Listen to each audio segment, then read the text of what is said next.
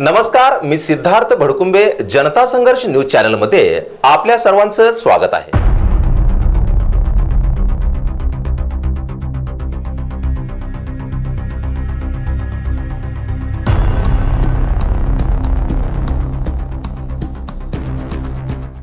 नियमबाह्य बदल्या रद्द कराव्यात, अन्यथा जिल्हा परिषदेवर आंदोलन। सोलापूर जिल्हा प्राथमिक शिक्षक समन्वय समितीचा निर्धार।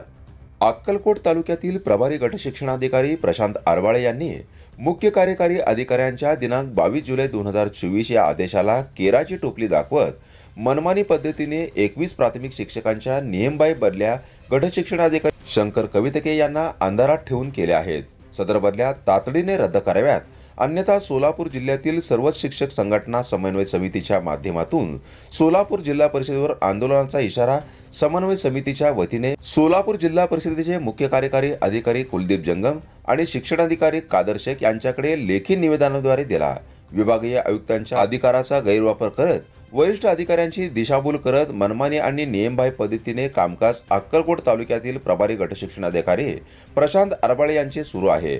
10 पेक्षा कमी पटसंख्या असलेल्या आणि 2 शिक्षक कार्यरत असलेल्या शाळेतील सेवाज्येष्ठ शिक्षकांचे तात्पुरते समायोजन करण्याचे मुख्य कार्यकारी अधिकाऱ्यांचे दिनांक 22 जुलै 2024 चे आदेश डावलून गट शिक्षणाधिकारी यांना अंधारात ठेवून नियमबाह्य बदल्या केल्याचा आरोप संघटनेच्या वतीने यावेळी करण्यात आला।